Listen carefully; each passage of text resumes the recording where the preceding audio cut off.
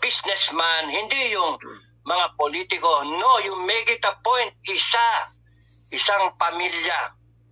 Dadamayan mo. Putya, sabihan mo yung mga etika mo. Huwag niyo akong pakialaman. Alam ko yung ginagawa ko. Presidential security. Kundi, gusto niyo ma-assign kayo sa Mindanao. Animal. Tumabi kayo. Alam ko yung ginagawa ko. Ganon. Tapos nun, Makiya, punta ka sa isang slum area, pumunta ka sa isang whatever.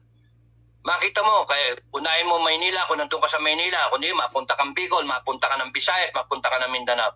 Maikot mo in 6 years time, and in that 6 years time, damang-dama mo yung Pilipino. Ma-abroad ka, make it a point, kagaya ginawa niya ni Digong, na makikain ka.